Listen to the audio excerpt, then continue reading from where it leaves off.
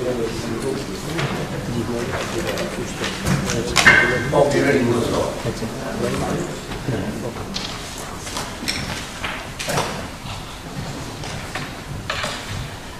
morning, ladies and gentlemen. The leaders already welcomed you, or I'd like to welcome everybody again. There's a lot of different faces here, but I'm sure we're all here for the common goal. So I'll just kick off now. As a city, we face many challenges, not least on how to bring our many diverse communities together at a time when those there who are trying to divide us. We all want Derby to be a place where people feel that they actually belong, where they have an opportunity for a good life and a successful future regardless of their background. That's why community cohesion is so important. It has the ability to empower local people and shape our neighbourhoods. I want to see communities where diversity is appreciated and positively valued, where our differences are embraced and our similarities celebrated. Our communities need to stand together, irrespective of faith, creed, or culture. We need to face our challenges head on, and this cannot be done without inspirational leadership. Those of you here today have the power to build stronger communities and reject the poisonous narrative that try to turn us against each other. Through your influence, we can strengthen our communities and tackle the issues that society faces. Community leadership needs to go beyond the boundaries of our individual faith organisations. It's not only in the management of our places of worship, but also in the communities that we serve. There are many examples of the good work of faith organisations serving their communities. For example, money advice service through Derby City Mission and St. Peter's Church, food bank through the Fair Share Partnership and Growing Communities Together, night shelters for the homeless through the Hope Centre and the City Centre churches, free kitchens within the Seek with Mare and many others. When we move on to faith, community and social action later on the agenda, I hope we will hear more about other good examples. These are the kinds of proactive community organisation that the city needs. We need to build strong, self-sufficient communities and partnerships that can sustain vital public services at a time when local government is under intolerable pressure. To provide the services that residents of Derby deserve and expect, we will increasingly be looking to our partners in the faith sector in the difficult years ahead. Unity in faith is important for other reasons as well. Religion gets a bad press from some sections of society. In today's world, Muslim communities in particular have been tarnished by those with extreme and distorted views. I believe that we can work more closely with our places of worship to engage with our young people and send positive messages to the wider community. On the 16th of July, during Ramadan, I was privileged to attend an Iftari and Cohesion event at the Jamia Mosque here in Derby, along with colleagues from other faiths. We need to do more of this, sharing our faith and our core principles of humanity and community. I would love to see more dialogue and visits taking places between different faiths and places of worship. The things we share are far more powerful than the things that set us apart. Modern British values of social justice, hard work, tolerance and respect are principles we all believe in. It's down to those of us in this room to make sure they are embedded in our communities. That's why today, I want to start the process of agreeing a joint commitment to principles which help us to work together. The All-Parliamentary Group on Faith and Society has drafted the Faith and Civil Society Covenant. I want us to draft a Derby Covenant that recognises the voice of faith communities and the ways that benefit our communities. If we are serious, we need to make shared commitment. As a local authority, we want to involve faith people more in a positive social cohesion. In front of you, you should actually have a draft covenant. Please take time to consider the content and help us shape something we can all engage with. We will have time to hear your thoughts and views later on in the morning. I want today's event to be a start of a long-term relationship where we can all work together to achieve a better life for people in Derby and build on our rich heritage as a diverse and tolerant city. Thank you for listening. I now have the honour of introducing Sheikh Hazrat Muhammad Taib Naqshbandi, fondly known to his friends and followers as Mehboob Sajjan Saeed. I was trying to translate what Mehboob Sajjan actually meant. Actually, the best translation I can get, I'm sure I'm doing it correct if I'm wrong, is the beloved companion. And you can't get anything better than that. And that's what the other people are saying about our chief guest here today. He is the Sheikh of Sheikhs, the leader of the Naqshbandi Silsila, King of Yuria. Sajjan Saeed is the leading Sheikh of the Naqshbandi Sufi order in Pakistan. He is an Islamic scholar, a Sufi master, religious reformer, author, educator, and a spiritual guide for millions of people throughout the world.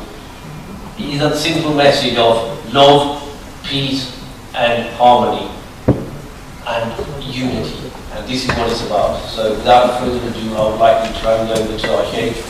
And because the Sheikh will be speaking in Urdu and Arabic, he has got a translator alongside him as well. If anybody wants to go through anything, please feel free to raise your hand and go back to you. Thank you very much.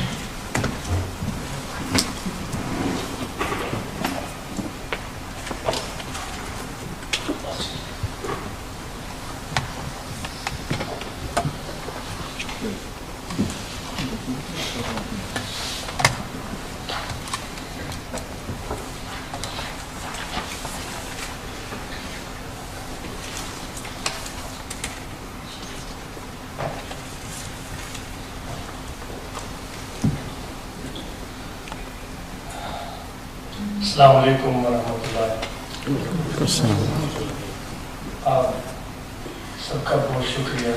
W council और मुख्तलिफ मज़ाहिब से ताल्लुक़ रखने वाले हमारे दोस्त जो यहाँ तशरीफ़ लाए।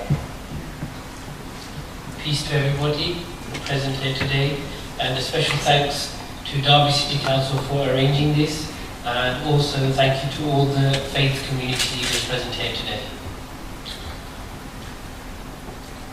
जो कुरान मजीद में अल्लाह ताला ने इंसान के बारे में इरशाद फरमाया है, उससे मैं इब्तिदा करूँगा। वो चार खास चीज़ों की कसम लेते हुए अल्लाह ताला फरमाता है, लक़द ख़लक़नल इंसान फ़ी अहसनि तक़वीम, बेशक हमने इंसान को बेहतरीन शक्ल और सूरत से नवाजा है। Allah subhanahu wa ta'ala says in the Holy Quran, He starts with 4 points, and the first one being that God has created human beings with as the best of creation, with the beauty side of creation. सूफी इकराम कहते हैं कि इंसान इस कायनात का खुलासा है। जो चीज़ें पूरी कायनात में मौजूद हैं तफसील के साथ, वो मुख्तसर तौर पर खुलासे के तौर पर हर इंसान में वो चीज़ें मौजूद हैं। The Sufis say that human beings are the summary of creation, and everything that is present in the universe is summed up in the human beings. एक और चीज जिसकी तरफ सूफिया इकराम तवज्जो दिलाते हैं वो ये है कि इंसान को 4 मुख्तलिफ अनासर से बनाया गया है, पानी, हवा, मिट्टी और आग। आप सबको पता है कि ये चारों अनासर एक दूसरे की जिद हैं। The Sufis say that human beings have been created from 4 matters: water, air, earth and fire. And as we know that these 4 matters contradict each other or are opposites of each other. लेकिन खालिक ने, अल्लाह ने इन चारों अनासर को इंसान की जिस्म में इकट्ठे करके और साथ में अकल की नेमत से भी नवाजा है। God has, the Creator, has summed all of these 4 elements into the human body, and not just these 4 elements, but He has also given or blessed the human beings with wisdom. तो इसका मफहूम ये होता है सूफिया इकराम के ख्याल में कि इंसान के अंदर एक जंग जारी रहती है। जिस तरह आग और पानी का मिलाप होता नहीं या दीगर अनासर की आपस में कुछ बनती नहीं है, तो इंसान के अंदर भी ये जंग जारी रहती है जिसको खैर और शर की जंग हम बोल सकते हैं। तो बाज़ औक़ात इंसान अच्छाई की तरफ चला जाता है और कभी बुराई की तरफ चला जाता है, लेकिन चूंकि अल्लाह तआला ने इंसान के जिस्म में इन चारों अनासर पर एक निगहबान अकल बिठाया है, तो वो अपने अकल के जरिए इस जंग को जीतने में कामयाब हो सकता है। Shaykh is saying that the Sufis believe that because these 4 elements contradict each other within the human being, the conflict remains, and they conflict each other, and this conflict or this war carries on within the human. The war is, or the conflict can either go towards the good or it can go towards the bad or the evil. But to control all of this, God has given human beings wisdom or intelligence so that it can help steer or direct in the desired direction. अल्लाह ताला ने इंसान की रहनुमाई और हिदायत के लिए अपनी किताब नाज़िल फरमाई और फिर साथ में इसकी भी ताकीद फरमाई है कि ए इंसान, तू अपने अकल, बसीरत और सोच से काम ले ताकि तुम्हें कभी भी नुकसान और खसारे से दुचार न होना पड़े। God has, for our guidance, sent His books, and not just with the books, God has also said that I have blessed you with wisdom and intelligence so that one can make better decisions and not take oneself towards destruction. सूफिया इकराम ने हमेशा अपने मुतल्लिकीन को, अपने सोबत में बैठने वालों को मोहब्बत, अखुवत और भाईचारे का दर्स दिया है, और हम सब ये जानते हैं कि उनकी सोबत में बैठने वाले वो कि ज़्यादातर मुसलमान, लेकिन दीगर मज़ाहब से ताल्लुक़ रखने वाले भी लोग बड़े शौक़ से और अकीदत से बैठते थे, और वहाँ से उनको अपनी ज़िंदगी की रहनुमाई का दर्स मिलता रहा है। The Sufis always gave the message of love, humanity and unity to all those who sat in their company. Obviously they were mainly Muslims who did sit in their company, but members of other faiths also enjoyed their company and managed to get a message of life out of them. और हमेशा उन्होंने अपने ज़ात में इंसानियत का दर्द महसूस किया है। एक छोटी सी मिसाल, यानी बगैर किसी मजहबी इफ्तराक के उन्होंने इंसानियत का दर्द महसूस किया है। इसकी छोटी सी मिसाल इमाम गज़ाली के हवाले से मैं देना चाहूँगा, जो अपनी मशहूर किताब अयामुद्दीन में देते हैं।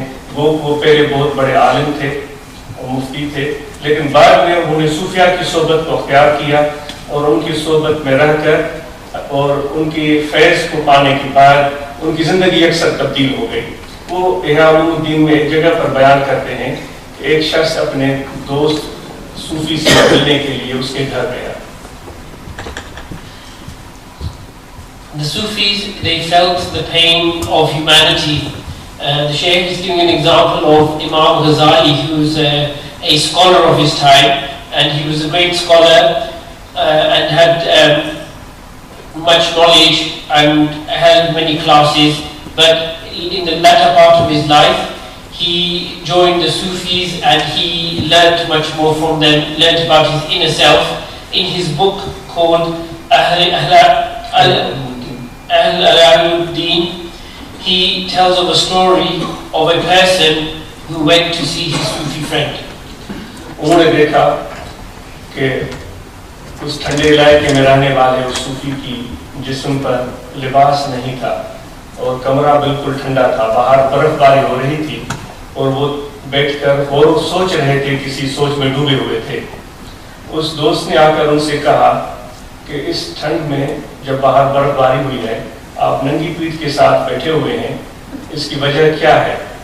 तो उस सूफी ने अपने आंखों में आंसू मौजूद थे और उनको जवाब दिया कि भाई मैंने आज ही देखा है मेरे इस इलाके में, गालबन ये बुखारा का इलाका हो सकता है, कि वहाँ मैंने अभी देखा है कि बहुत सारे लोग मुझे इस सर्दी के आलम में बगैर किसी छत के और मुनासिब लिबास के सर्दी में ठठरते हुए नजर आए।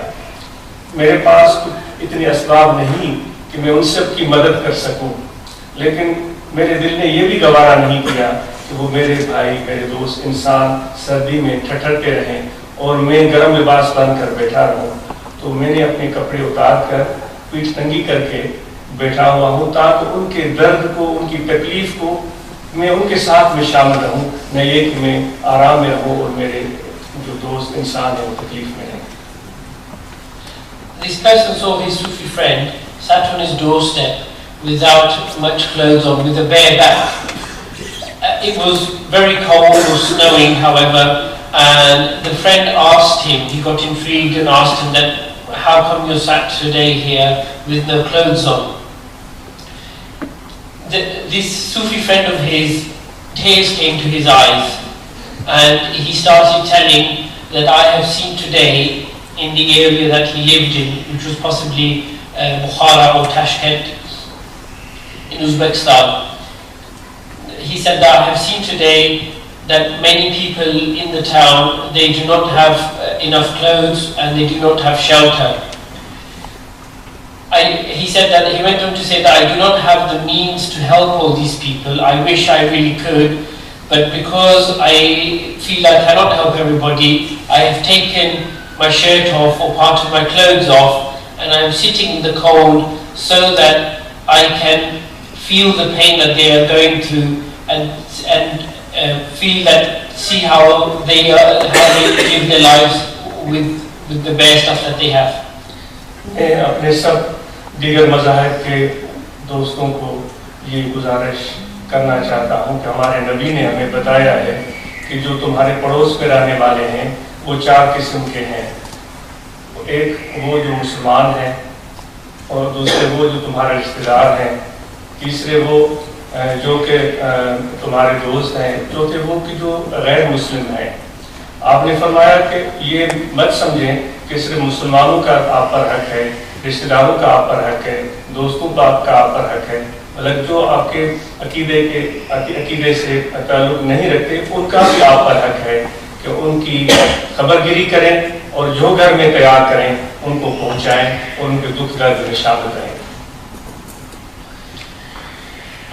The Shaykh saying that he would like to give this message to the faith leaders that our Holy Prophet Muhammad sallallahu alaihi wasallam, he said that as a Muslim, we have neighbors, and the neighbors could be of 4 types of neighbors in the neighborhood. The first type could obviously be Muslims, the others are relatives, the third type are friends, and the fourth type are non-Muslims. And meaning to say that each person has a right towards their neighbours, and the right, the duty really is to look after the neighbours. It's not just for looking after their Muslim neighbours, but the importance is to look after everybody, to people regardless of what faith they belong to. तो इसलिए ये हमारे शुरुआती दौर में जब हुज़ूर अलैहिस्सलाम के वफ़ात विसाल के बाद मुसलमान ऐसे इस तरह के माहौल में रहते रहे हैं जिस तरह का आज हम यहाँ देख रहे हैं कि मुख्तलिफ कम्युनिटीज़ के मुख्तलिफ अक़ीदे के लोग एक साथ रहते हैं। जो खुलफ़ाए राशिदीन का ज़माना था या उनका इबादत का दौर, मुसलमान इसी तरह मुख्तलिफ कम्युनिटीज़ के साथ मिलजुल कर रहते थे। जिस तरह के दूसरे खलीफा उमर फ़ारूक रज़ियल्लाहु तआला अन्हु का वाक़या गज़ाली रहमतुल्लाह अलैह नकल करते हैं, वो जब भी कोई अच्छी चीज़ घर में तैयार करते थे या कोई बकरा काटते थे तो उसका बेहतरीन गोश्त अपने पड़ोसी को बेचते थे जो कि नाम मुस्लिम था। In the beginning of Islam, as history tells, in the beginning days of Islam, in the time of the four companions, which was soon after the Holy Prophet passed away from this earth, Imam Ghazali in his book, he explains the time of one of the caliphs, Hazrat Umar Farooq radiallahu ta'ala anhu, that in his time when he used to cook any food, or specifically if he used to ever slaughter an animal and get the meat ready, he would always send a better portion of the meat from the animal to his neighbor, and the neighbor being a non-Muslim. तो मुझे बड़ी खुशी होती है जब यहाँ मुख्तलिफ communities, मुख्तलिफ अक़ीदे के लोगों को एक साथ रहता हुआ देखते हैं, और मुझे उम्मीद है कि हम एक दूसरे से बहुत कुछ सीख सकते हैं, और हर मज़हब बेहतरीन ज़िंदगी, अच्छी तालीमात और मोहब्बत का दर्स देता है। जिस तरह मैंने अपने मज़हब के हवाले से और ख़ुसूसन जो सूफिया जिनसे हमारा ताल्लुक़ है उनके हवाले से कुछ मुख्तसर बातें आपको बताई हैं, और मैं उम्मीद करता हूँ कि जिस तरह का आज आपने एक इज्तिमा रखा है, इनकी बहुत ज़रूरत है। हम एक दूसरे से मिलें, एक दूसरे के साथ बात करें, ताकि जो मैंने पहले बात अर्ज़ की है कि अल्लाह ताला ने न सिर्फ हमें जिस्म अता किया है और बल्कि उसके साथ अकल भी अता की है। हम जब अकल से नाता तोड़ लेते हैं और सिर्फ जज्बात में बह जाते हैं और हकीकत को हम जानने से कासर रह जाते हैं, तो फिर सूरत हाल ऐसी हो जाती है जैसा आज हमें चारों तरफ नज़र आ रहा है। लेकिन इस तरह की मुलाकात, मेल मुलाकात से, साथ बैठने से एक दूसरे को समझने में हमें बहुत बड़ी मदद मिल सकती है। The Sheikh is saying that it really pleases him when he sees that people like in the United Kingdom belonging to different communities and different faiths and different backgrounds, they all live together in hopefully mostly in peace and harmony. Most religion, or all religions, sorry if I do not tell the proper message of the Sheikh, they do give a message of love and peace, and in this time and age there is a need for people from the different faiths to talk to each other, to have this dialogue, and this is a really good step forward that the Derby City Council and the faith groups have arranged. God has not also given us this body, but He has also given us the mind. Things start going wrong when we don't use the mind and instead we follow our emotions, and that usually leads us to trouble, to religious extremism and the issues that we can see around us today. मैं अपनी community के दोस्तों को और अपने सब दोस्तों को एक मैसेज इस हवाले से देना चाहूँगा, सादा ज़िंदगी गुजारें, अपनी ख्वाहिशात को महदूद कर लें। जिस तरह के अबू अली सीना इस नक्शबंदी सिलसिले के बड़े बुजुर्ग अबुल हसन खरकानी से मिलने गए थे, उस मंजर को सैदी ने अपने किताब बोस्ता में यूँ नक्श किया है कि अबू अली सीना जैसा स्कॉलर जब अबुल हसन खरकानी से मिलने गया तो वो हैरान हो गया कि अबुल हसन खरकानी अपने घर की दीवार खुद चुन रहे थे और खुद मिट्टी बना रहे थे और खुद दीवार बना रहे थे। इतनी सादा जिंदगी। दूसरे मरहले पर उन्होंने देखा कि वो जंगल से जाकर अपने लिए लकड़ियाँ खुद ला रहे थे और घर बड़ा सादा सा था। मैं अपने आप को और अपने दोस्तों को यही मैसेज दूंगा कि अपनी ख्वाहिशात को महदूद करें और इंसानियत का दर्द महसूस करें, बगैर किसी फ़र्क के और बगैर किसी इम्तियाज़ के हर इंसान की मदद के लिए तैयार रहें। इसी में अल्लाह ताला की रज़ा है, क्योंकि अल्लाह फरमाता है ये सारी मखलूक बगैर किसी तफरीक के, किसी एक अकीदा एक मज़हब के, सारी मखलूक मेरा कुंबा है और मुझे सबसे प्यारा वो है जो मेरे कुंबे के साथ अच्छा सलूक करे। बहुत शुक्रिया। The Sheikh saying he has a message from his community and the friends here that we ought to live plainer lives and limit our desires, is the case of when in Imam Ghazali's book he explains of the time when a scholar of the time called Abu Ali Sina, he went to meet a Naqshbandi Sheikh called Abu al-Hasan Harqani, and he was astonished to see the fact that the Sheikh was such a grand Sheikh, but he was doing his own chores himself. He was rebuilding part of his wall, and at another time he was collecting sticks for wood fire. We should have the pain for humanity, and we should try to help all human beings regardless of race or creed. God says that all creation is my family, and it is important for us to live together in peace and harmony. Thank you very much for your time.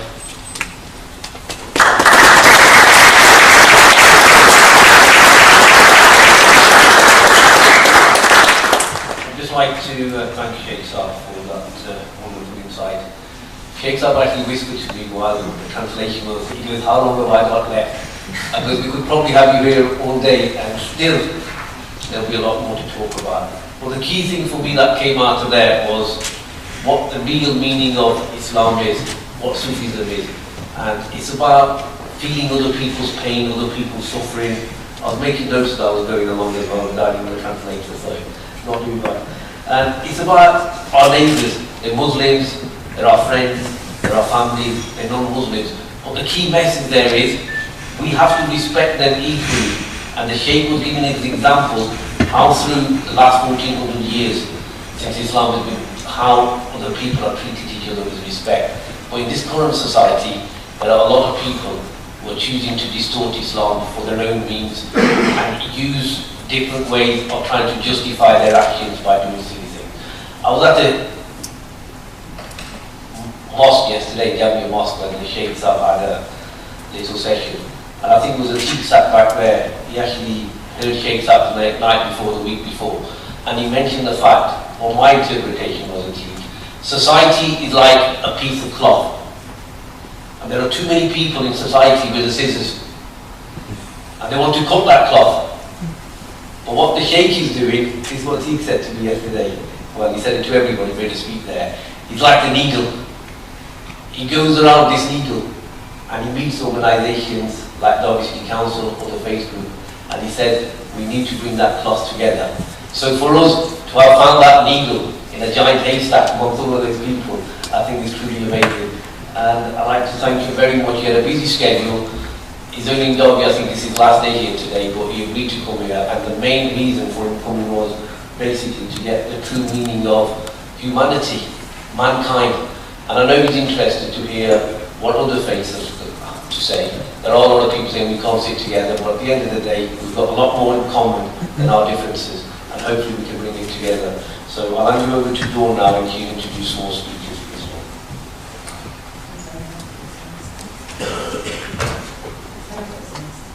Just press lift it up. Press up. Seeing technological failure already, you might know me.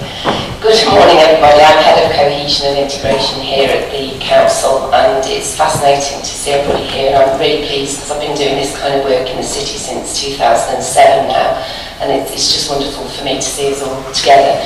We're now going to hear some voices of other faiths. We've got members of the Sikh community, the Hindu and Christian communities, who are going to share a little bit about their thoughts around the common ground that we actually all have and the way we all feel in human terms about the world in which we live. Some of the speakers are already up here on the stage, but there's also a couple out in the audience. So I'm going to invite Simon Cartwright, the Reverend Simon Cartwright first. Sorry to put you on the spot, Simon, but you're first in the list. If you could just come out to the... Do you want to do it from there, or would you like to do it out here?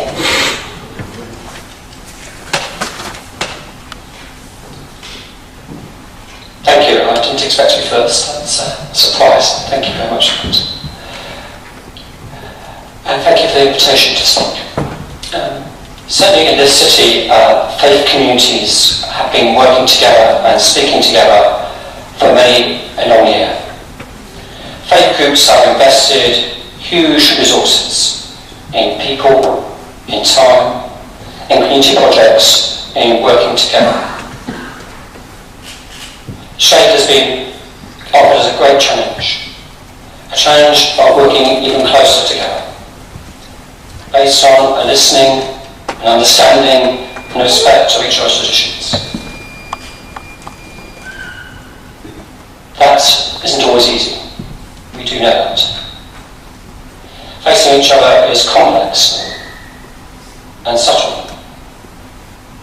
It's also deeply simple, as the Sheikh has offered us that advice.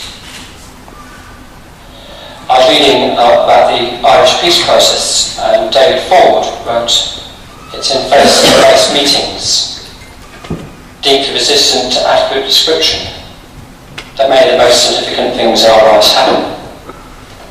And I believe it's when we face-to-face have those conversations that we begin to see things happening and moving.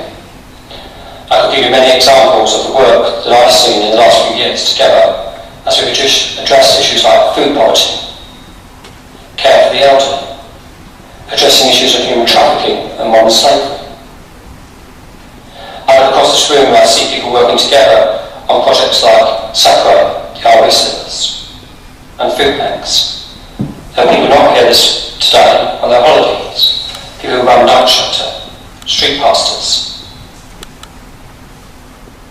These are all great examples of working together and coming to common solutions. And what it's taken is a growth and development of trust and mutual respect. But in many ways, these projects have yet to penetrate the very heart of local decision making. They've yet to get to the very bottom of many of the crises that Councillor Qabaa put at the beginning of his talk. We've been working about the edge, talking about what the Council is doing and picking up the pieces. But we need, as a city, begin to address some of the mainstream issues, where the public, the private and voluntary community and faith sector can work much closer together. This needs a shift not just in language, but a shift in understanding. Understanding at all levels. A common language that can be understood. A language used by political leaders, by religious leaders, that understand together.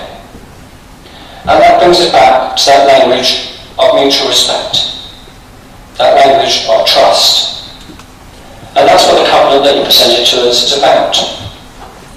But that paper in front of us, that covenant, must not be something that's signed and hung on the wall as an end of a process. It must begin a process of working closer together, working to break down the barriers between our communities, to look outwards, side by side, and take action together. Action that will affect us at each of our neighbours, each of our places of worship. And can I challenge my friends and colleagues, I know many of you in this room, that we spend the next few months before we sign this covenant working together as the Sheikh has urged us to, spending time getting to know one another, spending time to understand one another, to go beyond the words. For my own church, the Anglican Church, we've had its own share of conflicts in the last few years. Many of you have seen them on television.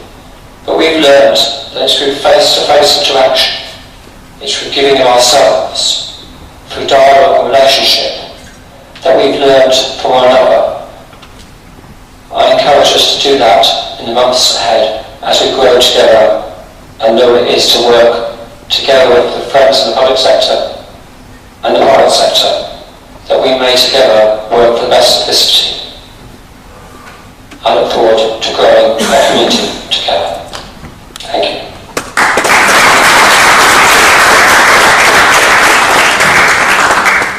Thank you, Simon. And now I'm going to hand you to a dear friend, Raj, to talk a little bit about the Hindu community. Good morning to everyone. I'm Raj Bali. I came to this country in 1974. Since then, I've lived in Qabaa. And I've been very lucky to find this place.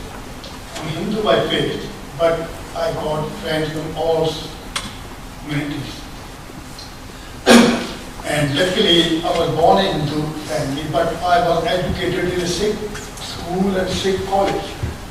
And still I got my friends from the school days.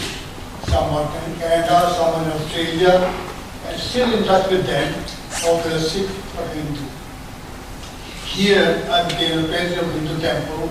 In 1992, somebody threw a bomb in the Hindu temple on Normanton Road. And at that time, I was a vice president, and early morning I phoned the president that don't give any statement to the press until I tell you. Because if you say something, it might bring different message.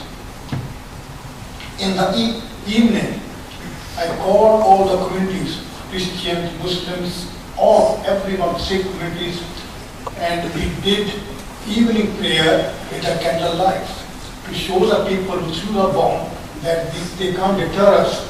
We are one family. I had told my president at that time that we don't know who has sent such bomb. It might be, who might be. It's up to the police to know who has done this job. But I had brought all the communities together. After that, I was involved in other organizations. My life was involved in multi-faith center. And in 1990, I used to attend the meetings how to do this multi-faith center. One day I was sitting in a meeting and told them that I was in Bombay. And in Bombay I found a place where there was a mosque, there was a temple, there was a church, and there was a Jain temple. All people in one area and still doing their prayers. Nobody was harming anyone. If they can work out, why we can't do it? From that, then in the end, we decided that we will have one place. It will belong to everyone. So this is multi-faith center. So when the Christmas comes, it belongs to Christian. Then Eid comes for the Muslims. Diwali comes for Hindus. Everyone, Vaisakhi comes for Sikh. So it's working. So we are very proud that we have got multi-faith center in city and bringing all the communities together. And I want to tell you something else. I was Hindu. I was a member of the regional assembly. I was elected from Leicester. There were 5 candidates, but I was only the one who was elected for 10 years. There were 70 councillors from all the counties. So there also I had told every time that although we are different by face, but we are united. God lives in human beings. God doesn't live in the mosque or in the temples or in the churches. It's in every human being. So we respect their identity as a human being. If we don't love human beings, sometimes I say, if you do prayer all day in the temple or a mosque or in the church, and you come out from there and you find somebody in the street who needs your help, he needs respect. If you ignore it, whatever you have done, prayer in the temple or the church, all go wrong. If you help someone who needs you, there's your prayer. This is my way of living. I'm still working. I still belong to, I got Muslim friends, very sincere. Razak Sahab or Sharif Sahab they know me very well. And I had one of the best friends, Asum Siddiqui, who has passed away 2 years ago. One of the best friends I had, 6 friends I got. And even in the church, Cathedral, Johnson Bailey, used to be the Bishop of Derby here, in his past away now. He used to tell me, Raj, you are more in the cathedral than the temple. So this is how you live your life. And I have been very lucky to live in this city. That's how I would say. Bring all the communities together.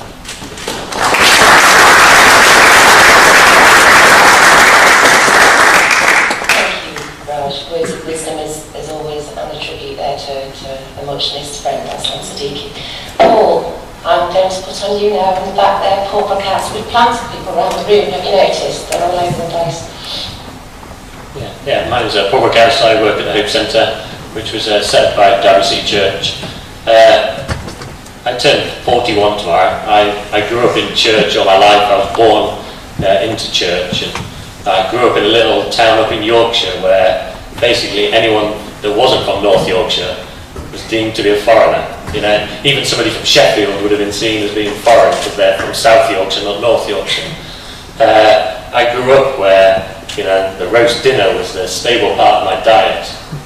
My wife is from South America, a country called Guyana. I met her while I was out there doing some work.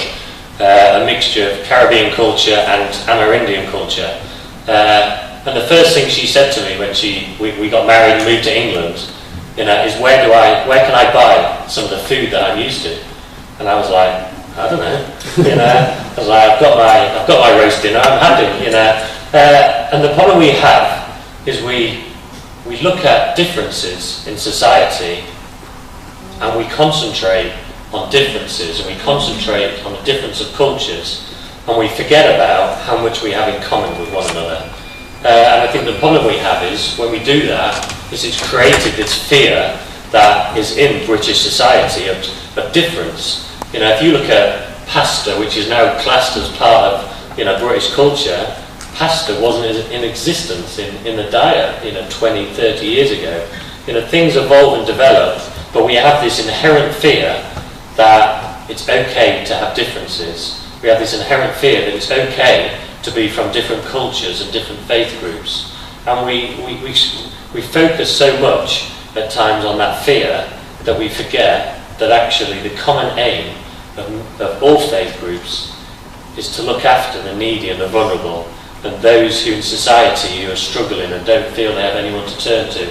We forget that actually all our faiths call us to love people. And the big thing for me is when we look at this covenant and we look at the way forward, is actually, what is our motive behind all of this? Is our motive pure? Is it one of actually wanting the best for the city of Derby? Is it one of wanting the best for people in our city who are struggling and who have difficulties, who don't know where to turn?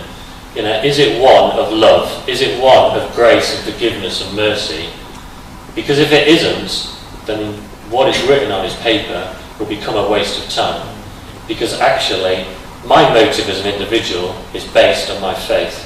And my faith tells me that I should love people no matter what. Sadly, over generations, that has been forgotten about. And we focused on differences, we focused on, you know, negative things and portrayed things as being dirty and bad and unholy and all these different things that people do, and forget that we're just human beings. And human beings make mistakes. They will make wrong decisions. They'll make wrong choices in life. But that doesn't mean to say that we should love them any less or want to see individuals grow and develop. But my background is youth work. And Britain loves to be negative about young people. We love to destroy young people and say, look at what they're doing wrong. But I think what there needs to be is this shift. What are we doing right? You know, what are we doing together? What are we doing as individuals? And it's fine to do things as individuals. You know, we have to respect one another. But we also need to recognise that sometimes people will do it on their own, and that is fine. But if the motive isn't one that's born out of a motive of love, then actually, why bother? Why should we do anything to society? You know, if it wasn't for my faith motivating me to do what I would do, I was going to be a bank manager. That's what I wanted to be as a kid. And I based all my education on becoming a bank manager. But at the age of 18, I asked the question, is this what my life is meant to be? And actually, what I felt come back was that actually my calling and my motivation in life is to make a difference and to actually help people. And that's what has got to be inbred depth of what the covenant is about. Thank you.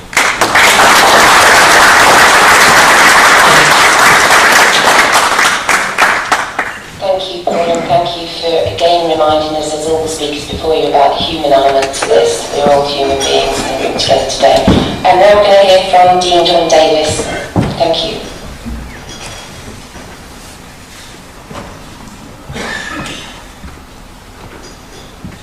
First of all, can I bring a greeting from the city's cathedral, and can I comment on the fact that so far this has been a very polite gathering, singularly polite, and I just wonder whether my role might be to be a little bit of grit in the oyster, to get us a little bit below the level of politeness. I've been part of a number of dialogue groups in recent months, some in Derby and some in other parts of the country.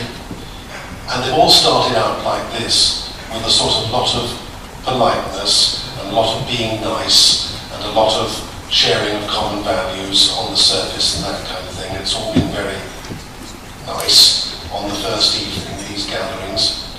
Some of them have been residential, and the first evening has been nice, and then over the next few days it sort of got real. I can also tell you a story about the Cathedral and Jamia Mosque dialogue group that's been meeting now for 12 or 18 months, and that started off being very polite and very nice, and then we began to be friends with one another and actually get to know each other better and go to each other's events and find out about each other. And then, in the context and act of friendship, our differences began to come out. And that made for something so much better than politeness. As we got to know each other and trust each other over time, whether the group in Derby or the group that I've been part of nationally, we went beyond politeness into growing trust and friendship. And in that, the differences were faced. Now, some of that was a bit tricky, to be honest, but the important thing was that we could just about remain friends at the end of it all, and that the last session of the gatherings was real, because things had been really faced, and people had said what they really wanted to say, and it had gone beyond the level of politeness, and still there was friendship and trust, so that we would go back for another meeting after that. Now, this feels to me to be quite initial, this feels to me to be quite polite, but I think it needs to move into friendship and trust so that our differences can be honestly faced and we become better friends and more trusting because we've actually said what we feel we need to say about some of the differences that we have. That's my first reflection. The second reflection would be that I think we need to bring a lot of people with us. Here we are gathered as leaders of one sort or another, but a lot of people, in a sense, are not here. Obviously they're phoning in and they want to get the news. They're interested. But I have a memory of being a very young priest in Liverpool, and one of the great divisions in that matter was between Catholic and Protestant. And David Shepherd, who was the bishop, and Derek Warlock, who was the archbishop, didn't simply get in a room together and sort things out. They brought thousands of people with them to the two cathedrals, and they walked between the two cathedrals with thousands of people backing a covenant between Anglicans and Roman Catholics and other kinds of Christians. And they sorted it out by getting beyond meeting rooms and bringing the population with them. And I suspect that we have a big job to do as the leaders grow beyond politeness and into friendship and real trust, to bring a heck of a lot of Derby people with us who are not yet part of this process and who will read the paper tomorrow and slightly wonder what all this is about. I'm also wondering whether we need to have some sort of continuing forum so that this isn't a one-off, so that there's actually something that brings us together as representatives on a regular basis so that we get through the business of politeness and into the honesty and trust that Simon Cartwright, quoting David Ford, was on about earlier. David Ford was part of the meetings that I was at nationally, and it is so much better to meet face to face regularly and often, and that goes beyond politeness. And I wonder whether there's a need for some sort of forum that would bring us together regularly and over time, so that the City Council then doesn't have to sort of shepherd us into a room and make us do this and that and the other, but we're actually beginning to do it from within ourselves, and the City Council know exactly where then to come and find us, and the right people to draw out whatever the views might be of that particular group. And then it all leads to more and more action.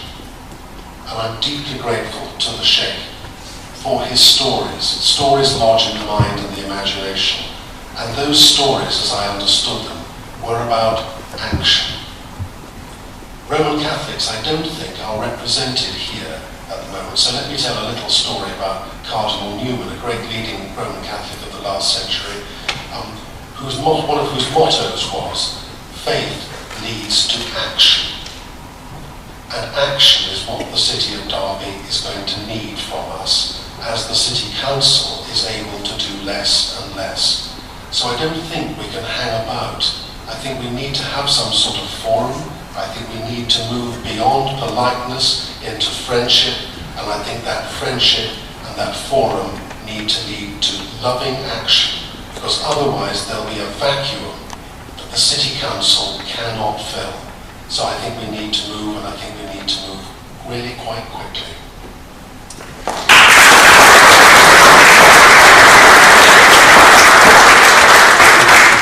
Thank you, John. So some key messages there. Stop being polite. Get together and we'll take some action. I couldn't agree more. One more speaker, a colleague, Salam Chima from the Sikh community, and then we'll take some questions from the floor. I went to school in Derby. What can I tell you about myself? I went to school in Derby. All my life I lived in Derby. Is it on? Yeah. All my life I lived in Derby. And everybody might know my surname, Chima. My start playing football for Punjab United. I'm not very good speaker because I'm first time. And my lad played for the Pakistan team for football as well, 2 years time. And I started, I never was into this.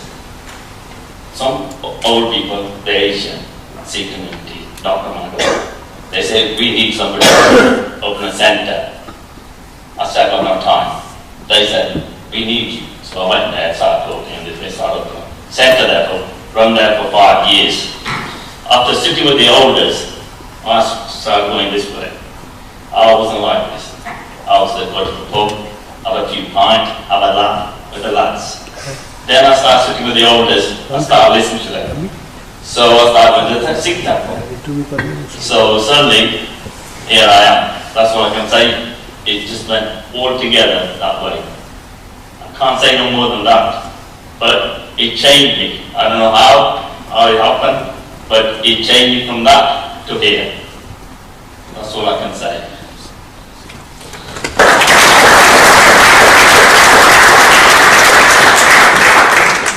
So we've got a little bit of time now just to take any questions or any dialogue from the floor that you feel you'd like to raise with any of the speakers.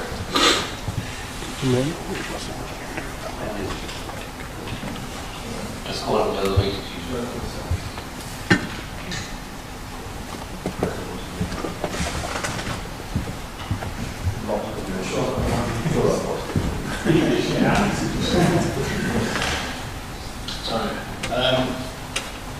For me, working with young people, specifically from the Normanton Arboretum wards, that happen to be, majority of them from the Muslim sort of community. And following my Sheikh's message of spreading love, peace and harmony and trying to make that difference in society, I think it's crucial for the leaders to truly sit together, not just as a box-ticking exercise, but to really try to make that difference. And then that needs to filter down towards the wider sort of community. As for young people, when they see people, you can say, at the top working together, then they see it as something that we must do as well. So it's the case, the point I want to make is that it's important for us to lead by example if we truly want to make that difference.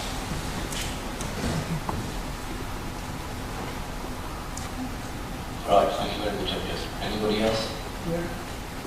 Yeah, Councillor Hussain, please.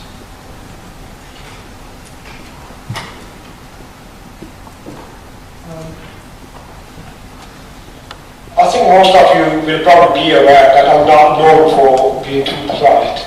I say it bluntly whenever I need to, and sometimes I do cop to flack for it. But anyway, I've enjoyed listening to the Sheikh, and everybody else has contributed really pertinently and effectively to this debate. But to an extent, Sufism has always stood for human values. And Mir Muhammad perhaps captured it very well when he said, "Taade masjid, taade mandir, taade jo kuch tehna, na taali tum dil ke zidana dila vijrenda." Broadly speaking, Mir Muhammad said, the only road that leads to Allah, God, Guru and Bhagwan is through offering respect to people and not material structures. Material structures are not as important as actually making a space for yourself in other people's heart. Now, the question here is, somehow, vast majority of Muslims living in UK and Derby do want to live in harmony with other communities, other faiths. But what we sleep at the wheel when we allow a small minority of people in our community to hijack our religion and represent it in a way which has nothing to do with Islam. And perhaps we are slow to react, and I think we are taking effective action now. The question still is, well, what can we do within our own community, because the problem actually hasn't gone away. For us to pretend that the problem is not there any longer would actually be wrong. We need to be sitting down, and one of the ways in which we can actually tackle some of the remnants which are still there, that try to spread the poison, is by showing unity in just disapproving the philosophy which they propound and which they promote. And collectively, if we could do that, that would discourage them, because there are probably still people who are sympathetic to those extremist ideas, when they actually don't speak up. You would assume that people are actually accepting what is being told to them. And the only way we can counter that is by being more vociferous and actually countering it head on. Thank you.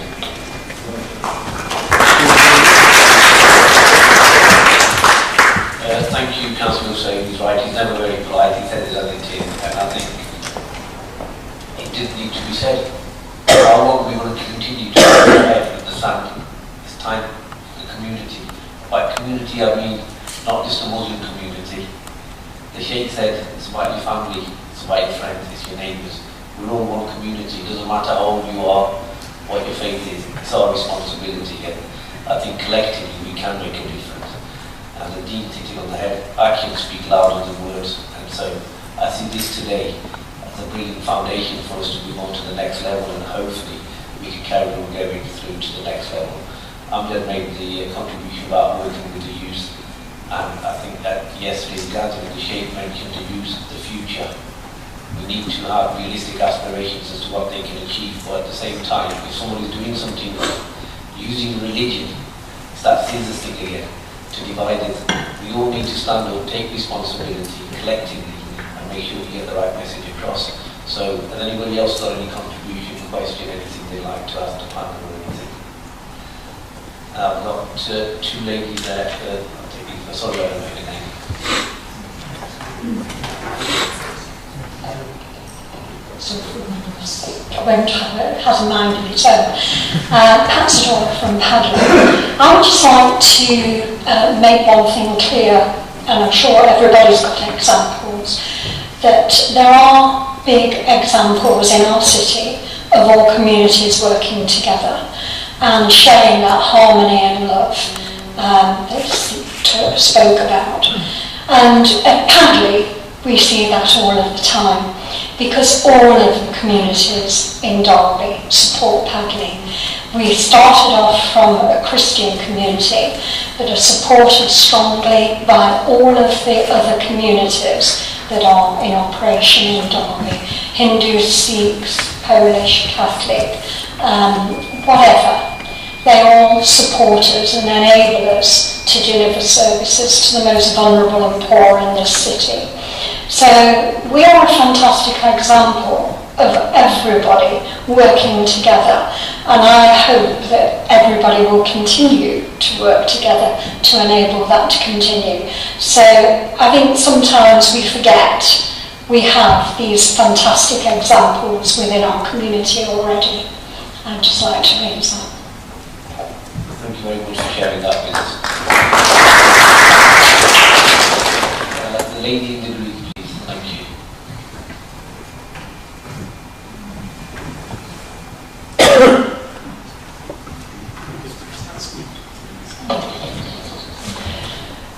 Hello. Pam Sutton from the Baha'i Faith community. I'd like to thoroughly endorse what the gentleman behind me from North Yorkshire said, primarily, obviously, because I come from East Yorkshire, but his idea of people actually putting into action what we are talking about. But in particular, I would say the fact that very often the differences are emphasised in faiths, and people, they talk about, how people play, how they eat, what they wear, all the differences, and not enough is said about the similarities. This should be mentioned in schools much more, but always it's the differences. The things that they've got in common should be emphasised so much more. Peace, justice, loving one another, all these sort of things.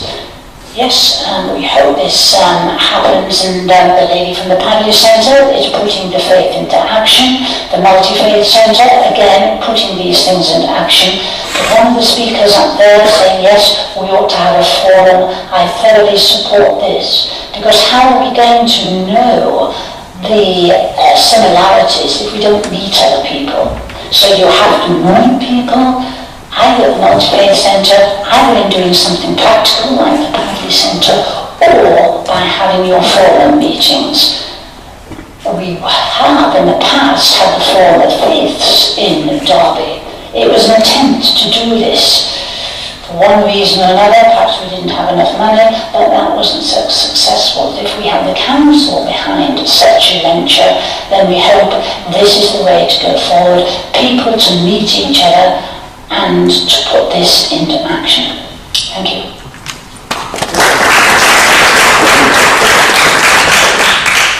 Thank you very much. I think the key thing for me there is intention. If the intention is there, we can overcome anything. Thanks very much. I'll take the lead of the council now, if you don't mind, because they're sitting back there quite. Daniel, please. Thank you, Chair.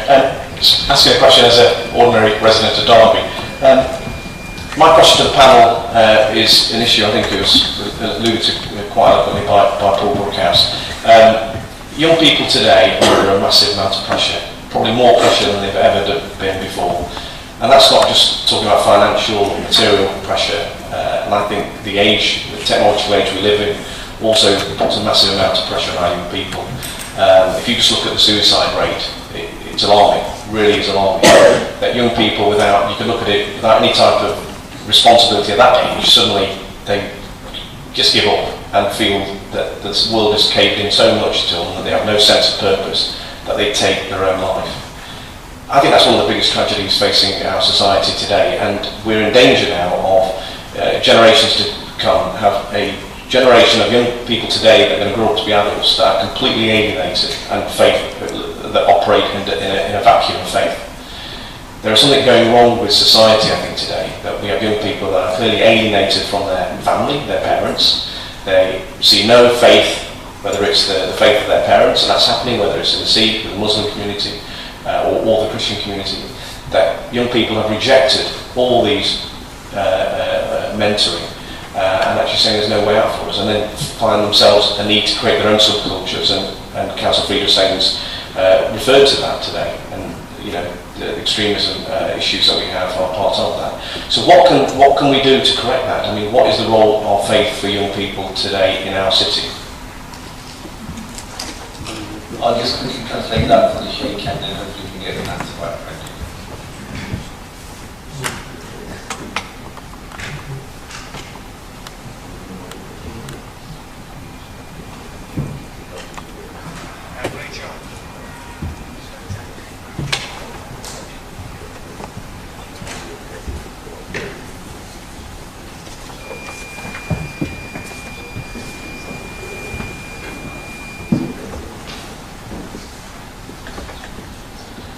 जी बिल्कुल, ये एक बहुत अहम बात है जिसकी तरफ तवज्जो दिलाई गई। मेरे ख्याल में कि इसका एक हल ये भी हो सकता है कि जो इस तरह के बच्चे मुख्तलिफ क्राइम में, ड्रग्स में इन्वॉल्व हैं, उनको हम इज्जत दें, प्यार दें और अपने करीब करें, और एक ऐसा ग्रुप हम तैयार करें जो उनके साथ जाकर बैठे, उनको इज्जत दे और उनको प्यार दे, क्योंकि अमूमन ये लोग मायूसी का शिकार होते हैं।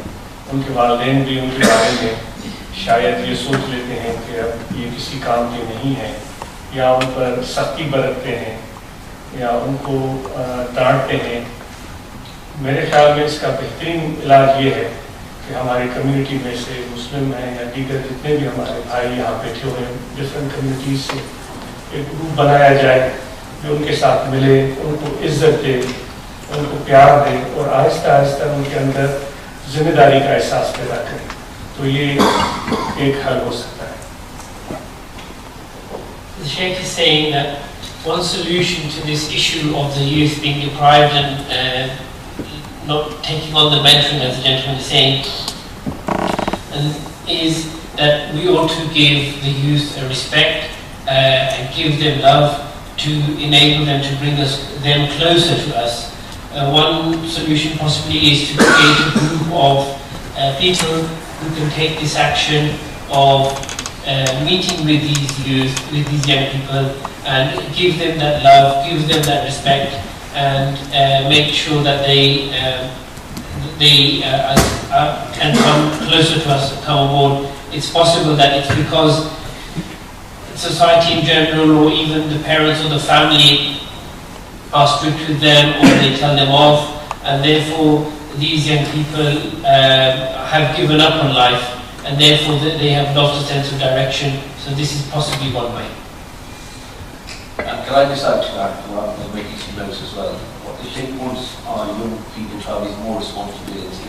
There are too many people turning to drugs, crimes, and other avenues to pass the time away.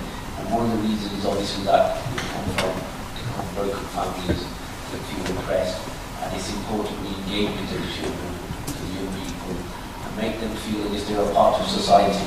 And just because they've not had the right sort of upbringing, or they've not met the right kind of people, but through love and peace, unity, I think we can conquer all. That was the message I was going to appreciate it all.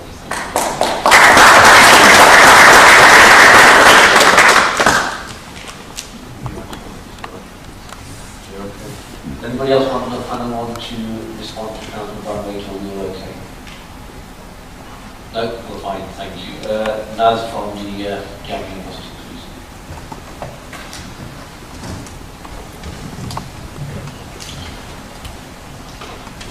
Thank you, Councillor Asif. It's wonderful, this gathering and bringing everybody around the table. As the main masjid in Derby, the majority of the Muslims attend our masjid. We faced a number of challenges. Having said that, we've addressed them quite well. They're not brilliant. We've had an open door policy welcoming all communities, all race, religions. We've tried to hold multi-faith events inviting the wide and broader community. With our youth, we've tried to work closely with them and try to understand the needs. It's not been easy, and I understand Councillor Freed's concerns, but from our perspective, things are getting better. You know, we're not there, basically, but far more work needs to be done. And I also feel, as a mosque, we have had an internal vision of how we should be running the masjid with regards to our community's needs, and also how we should portray ourselves in the mosque. As you can appreciate, all negative publicity, or majority of negative publicity comes down to the masjid. Although we're not directly involved by far, we've denounced this extremism many a time, and we still do, and we've never supported, never shouted. However, it's trying to change the mindset of the wider community, which is a big challenge for us, and we are working towards that. The last thing I want to add also is an incident that happened a couple of weeks ago on the train where a young lady's hijab was pulled. I feel quite guilty as a mosque, where we feel as a society we've not been able to portray the true religion of Islam to the wider community, the message of peace and unity. And for us, that is a challenge we face. We have limited resources, there's only so much we can do. So all I can say is request the whole community to work with us, and of course we'll work with everybody else in trying to deliver these projects.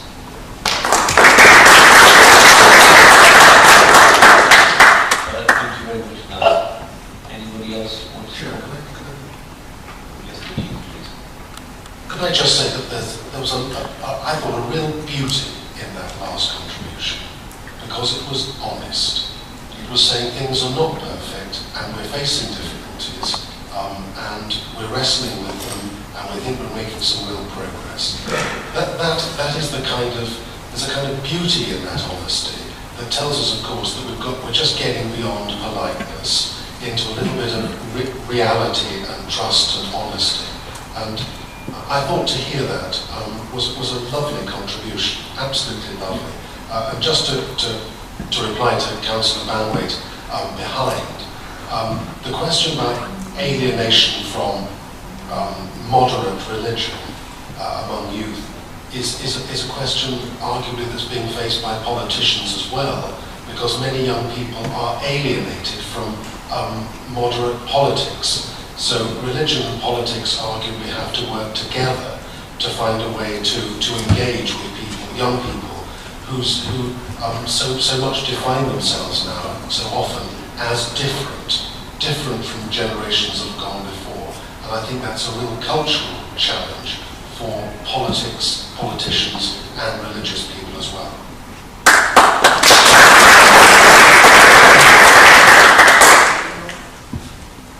Thank you very much. Is anybody else? We've also got here today Professor David Thomas. He's the, sorry to put you on the spot, David, but he's actually a professor of Christianity and Islam. Brandon's confused me at the back. Sorry, I think somebody over there wanted to speak, gentlemen. Yeah, we'll come back to that if I just take it on board now. But I just wanted to introduce the professor, because I want to hear, just if you've got the time, a couple of minutes. Obviously, he's somebody who's a professor of Christianity and Islam. What he's getting from what he's done so far in Derby, and obviously his other studies, and what he's doing, if you can just make some slight contributions. Well, thank you very much. Thank you for this invitation. David Thomas, Professor of Christianity Islam at the University of Birmingham, and also a canon of the Cathedral in Derby. I've lived in Derby for about 4 years now, and I must say the longer I'm here, the more I enjoy being here. I would like to make a point that has been made already, but possibly make it in a slightly different way. The Sheikh referred to a story by the Imam al-Ghazali about the second Caliph, Umar ibn al-Khattab, who had a neighbor who was a Jew, and the Caliph gave him the best part of the meat that he had cooked. He did not pretend that the Jew was a Muslim in disguise. he accepted the difference between them. To my mind, it is part of the reason that Derby has had relatively good interfaith relations, that people of Derby have not pretended that everybody is the same. It is important that people in Derby should try to work together and should see that there are common aims in building a community. But it is also important that the people of Derby, especially the people of faith in Derby, should realize that there are aims within the religions that will always be different. Muslims will talk about peace. Sikhs, Hindus, Christians, Jews will talk about peace. But peace as seen by a Christian may be rather different from peace as seen by a Muslim. And it is important to recognize the different visions of society, the different visions of humanity that we hold. There is a certain amount in common, but there is more that is different. The challenge is, and this to me is the true challenge that this covenant would be trying to meet, is to recognize the differences between us, not to pretend I'm a Christian, that you are a kind of junior form of Christian because you belong to another faith, is to recognize the difference between us, to respect that difference for what it is, and to get over that difference and see how we may nevertheless be able to work together.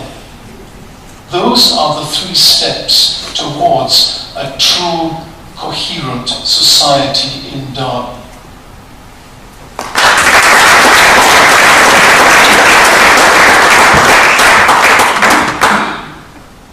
Thank you very much, David. I've heard that before, and I wanted everybody else to hear as well exactly what it means.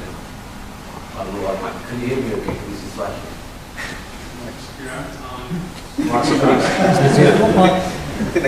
Sorry, somebody else wanted to speak. Thank you. It's been an honour to be part of this gathering and see our peers, our leaders, our sheikh and all the communities come together to speak about our difference and come together.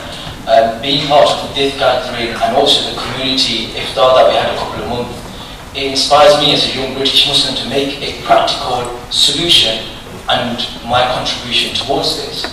I have been blessed to be having a platform on our local radio station, which is Radio Class. And I'd like to have an open invitation to all the leaders and all of the peers here that I would love you guys to be a guest speaker, to come on my radio show, to have a communication which we were talking about, a practical solution so we can learn and understand and unite together. Thank you. Thank you very much for that positive contribution, and as politicians, no publicity is bad publicity, so I'm sure the faith leaders will all take up the invitation and just obviously pop and give you all the details afterwards. Thank you very much. Anybody else want to make a contribution, any questions or anything before we move? The lady there with the hand behind.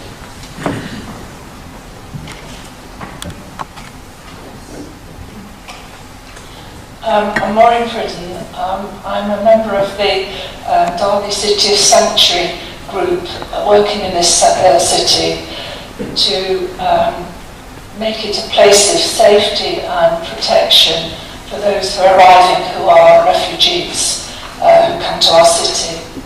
This concerns people of all faiths. We have in Derby a long and good record of welcoming people. I don't know if you remember back 20 years ago, we welcomed the Bosnian community into the city and greatly value now the contribution they make to our city. I think this is one of the things that all faiths can work together on, and it's something that's very relevant at the moment.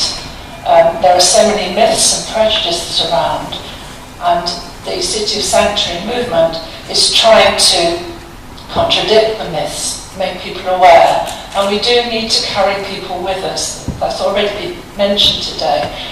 And City of Sanctuary is a grassroots movement of trying to bring all people along with it, because nothing will change politically until public opinion is on our side. So I'd just like to mention that.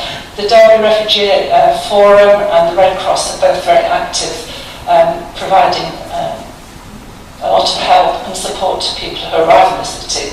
And they're mostly run by volunteers from all faith communities, so that's a really good thing going for Derby. Thank you.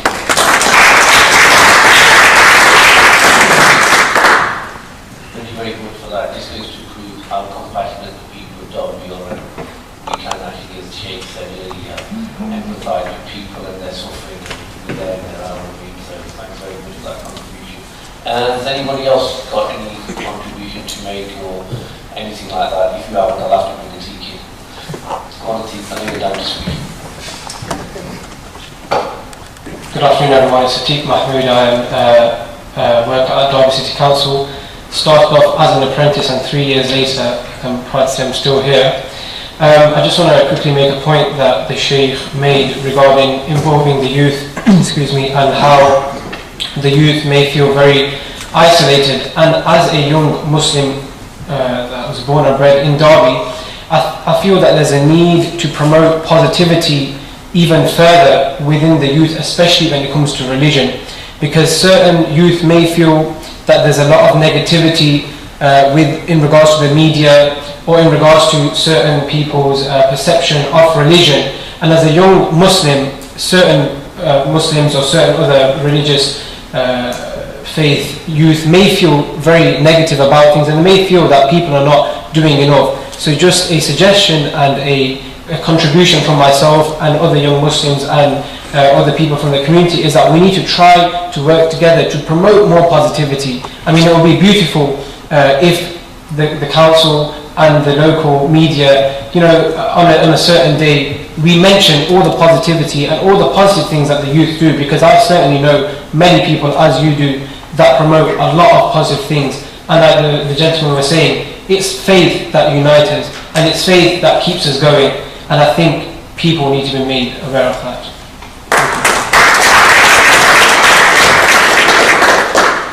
And somebody's actually known Atiq personally for a number of years. It's his faith that gives him confidence to move on from when he was a young lad.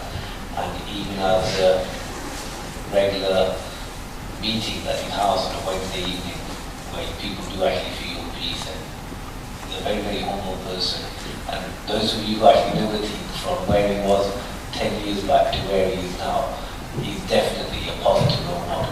Well done, thank you. Has anybody else got any contribution to make? I know we've got times and everything on the agenda, but that went out the window about 2 minutes ago. Yes, sorry.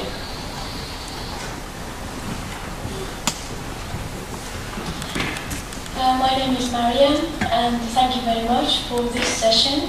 I just wanted to raise a point about the role of the mothers in families and society. I think it is very important to recognize and educate the girls and the mothers to then educate the future generation. Without their contribution, we will have little hope. And I see today there are very few ladies here presenting to the family. And I think it is very important, because this youth, these generations, these extreme views that we all have been talking about, the roots of it perhaps is the lack of education by the first educator, who is the mother. So how can we strengthen that?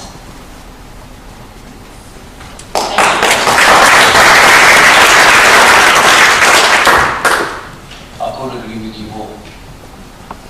But we have actually a young lady standing behind you who's actually working with the council, and we are engaging with you and trying to engage more women of the Sheikh's not mentioned today, but a mother and a woman's part in society is right up there, and she plays a vital role.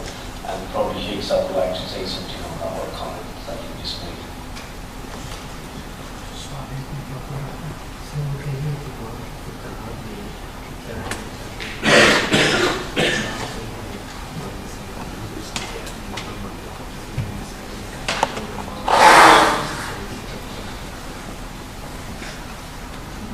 बिल्कुल, ये बहुत ही आम बात कही गई जो मैं miss कर गया था। बहुत शुक्रिया आपने इस तरफ तवज्जो दिलाई।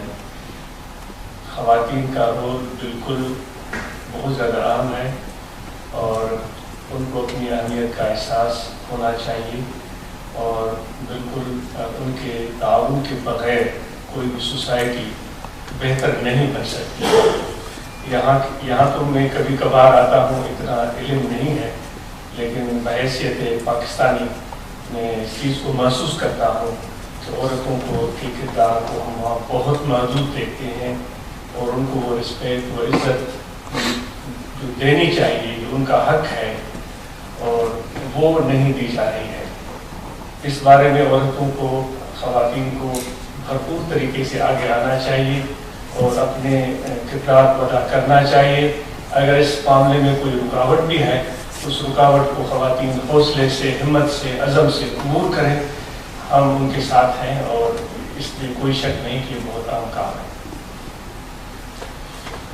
Sheikh is saying that, thank you for raising the point. It was an important point that got missed today.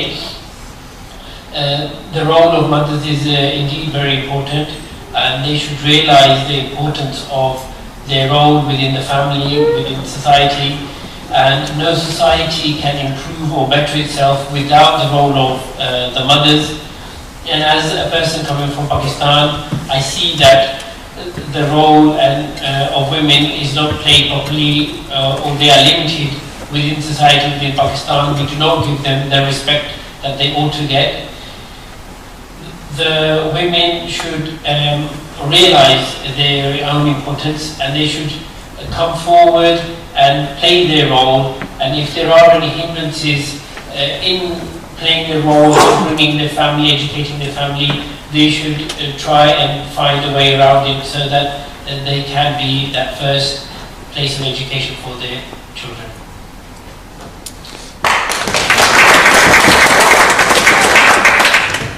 Right, we'll just take one last speaker and then we'll have to move on. So.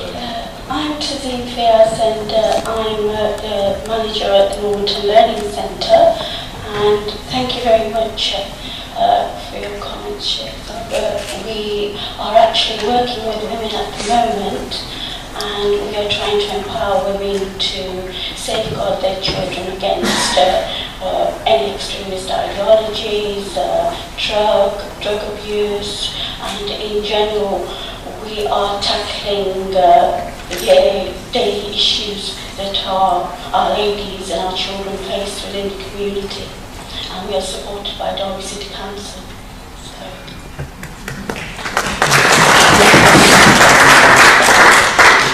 I just want to say one last thing before we move on to the next item. जी, ये मैं कहना चाहूँगा अपनी community से, अपने खुसूसन अपने मुस्लिम भाइयों से, क्योंकि उनके एक नुमाइंदे के तौर पर मैं यहाँ बैठा हुआ हूँ। तो वैसे तो कहा जाता है कि अपने मैले कपड़े चौराहे पर नहीं धोए जाते, लेकिन मेरा यकीन है कि जब तक हम मुसलमान औरतों को इज्जत नहीं देंगे, उनको जो उनका हक है वो नहीं देंगे, जब तक हम उनके किरदार को जो बहुत ज़्यादा अहम है नहीं तस्कीम करेंगे और उनके लिए मैदान खुला नहीं छोड़ेंगे, हम आगे नहीं बढ़ सकते। इसी तरह मुश्किलात का शिकार रहेंगे। तो आप इख्तिलाफ कर सकते हैं, मेरे राय से आपको हक है। जो बहुत सारी रुकावटें हैं हमारे आगे बढ़ने में, उनमें से एक बड़ी रुकावट यह है कि ख़वातीन को हमने वो किरदार नहीं दिया जो कि उनको मिलना चाहिए। तो मेरे दिल में तो ये ख्वाहिश होती है ख़वातीन आगे बढ़ें, वो अपना हिस्सा डालें बेहतरी के लिए और अपनी इज्जत और अपना जो उनका फ़ख्र है वो खुद हासिल करें अपनी मेहनत और इल्म से। The Sheikh would like to say that since he specifically is representing the Muslim community here, he would like to address them and say that, well, the truth is he's saying that we shouldn't put our dirty laundry out to dry, but we need to accept the fact that until and unless we do not understand the importance of the role of women in society, we cannot move forward, we cannot succeed in life, and we need to give the women their importance. We need to let them play their role within the family. The women need to be able to participate in life in general, and especially play their role within the family, within the community, and that is the only way forward. Any one of you present here may not necessarily agree with the point, but this is what the Sheikh has to say.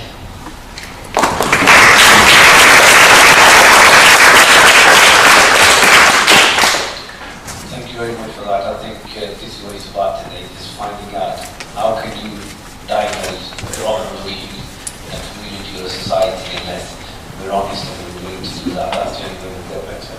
But I know we should have been done by now, by the way, but we're probably 20 minutes off now. And the next item on the agenda that we've got is the Derby Cohesion Charter.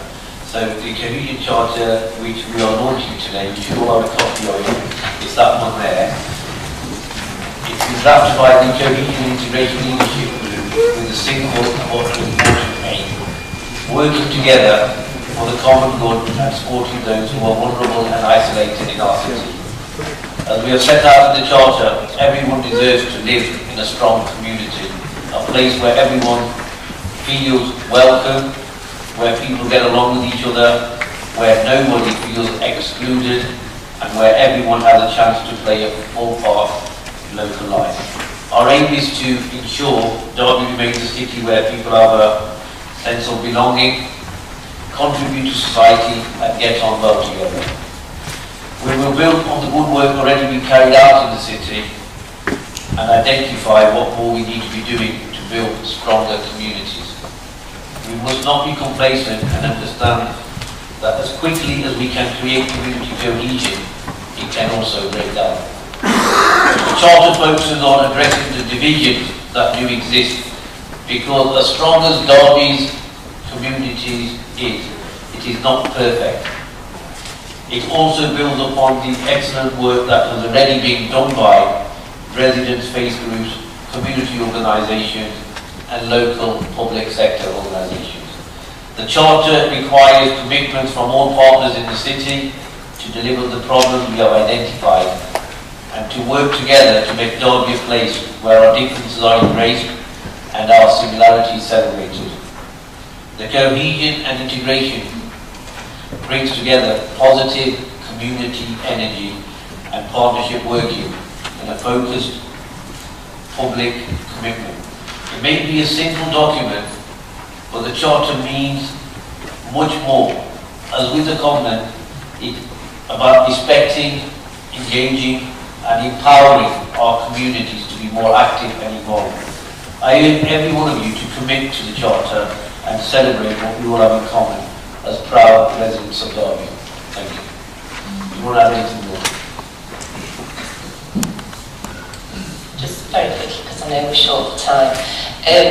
The cohesion and leadership framework we've got in the city is embryonic. We need to build on it with the contributions of both people who are here today, but also wider and more diverse communities as they move in and out of our city. We haven't got a static population anymore. We've got a very mobile population, and we need to learn ways in which we can engage new arrivals and embed the values and cultural norms of both the communities that arrive with those that are more traditional and accepted within the city. This is a piece of paper, and as many people who've spoken earlier on today have articulated, this piece of paper needs to get turned into action. So I'm hoping as we move forward over the next few months, that's what we'll do together. It is an aspiration, but without that aspiration we wouldn't be doing anything, so I hope we can all join together really. There are two things in here that have been mentioned a lot of times today. They're supporting the most vulnerable and isolated people in the city. That's common ground that we all share, no matter what faith or community we come from. And they're supporting our young people by recognising recognising both the value they have in our city and the contribution they make, but also instilling the rights and responsibilities that we expect of a future generation. And if we only look those two things out of this document today, then I think it summarises what quite a lot of people have said. There's also something that I suppose echoes what John said earlier on around, to do that we've got to have honest, outspoken conversations in situations where we can trust each other, because it's only by being open that we'll resolve some of the conflicts that we know are out there in our city, and certainly our younger generation face. Right, thank you very much. About one person indicate to speak, so I feel there's one item missing in the aspirations of the Charter. I've looked very carefully at it, and it's got things like prevent extremism and reduce community tensions and all that kind of thing. But the clear thing that isn't there, I feel, is building bridges between different faith communities. It doesn't actually say that. I know that's stating the blindingly obvious, but it doesn't actually say that we should be building bridges between different faith communities, both individuals and in communities, whether in practical ways or by talking together. But I feel that's missing. Right, thank you very much for that. I think that should be in there without even saying that sort of purpose of cohesion, integration and region, but quite happy to add that in. Anybody else want to make a contribution? Right, we're doing well then. It's not long to go now. I just hope that you've found today useful, thought-provoking, and the message from the Murshid sign inspiring, as I am. As I have said today, the start of a shared journey to support and improve our communities, to tackle the challenge we face ahead on, and to build a positive legacy for Derby. My commitment to you today is an offer to come and meet with you, to hear your views and concerns. It is one thing agreeing the convent and the cohesion charter, but it's another to deliver it and to translate the values it enshrines into positive action. This is what I think has been talked about today, but we've got to move on. I'm really looking forward to officially launching the Derby Common and working with you in the run-up to the Interfaith Week in November. So I'm sure we'll all have more chance to meet each other and share ideas. By then I hope to see some real progress in making the things we have discussed today a reality. Thank you all for attending and obviously giving your time. So please contact myself or Pop's flying around everywhere. He's our tea lady, our cameraman, our parking attendant, and there's coming more options. You're just thinking everything with the cuts the city council's facing. Pop's going to put himself in such a position that he's going to be get rid of him. So tea and coffee are available in the foyer, and if you have not done so, please can you put your details at the sheet that should be going around. Pop should have it. Thank you all again, and please be on you. Before we all go, could I just ask our honoured guest to say a prayer for the city of Derby, and how, I don't know when we'll see him again, maybe next year sometime. But let's prove to him as well that we are a united city, and even though there are people trying to divide us, we will remain united and we can all go forward together. So if we just stand up, and a prayer is a prayer in any language, so over to you, sir.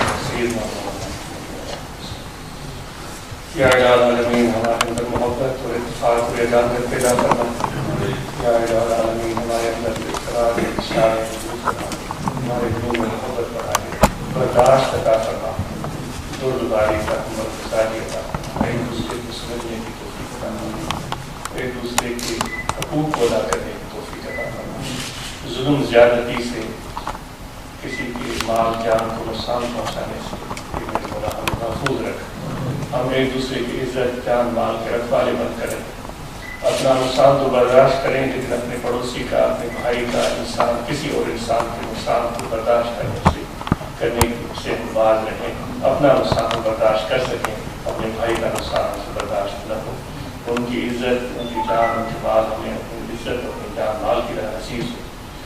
استنى على أساس سيدنا ورانا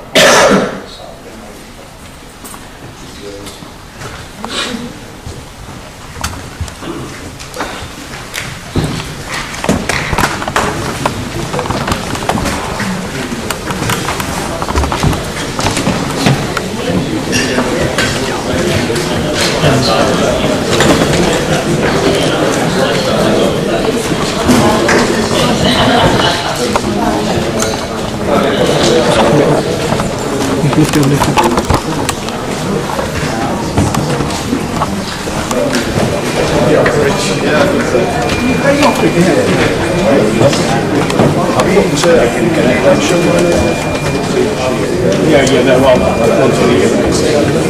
you went through such a process. That's why.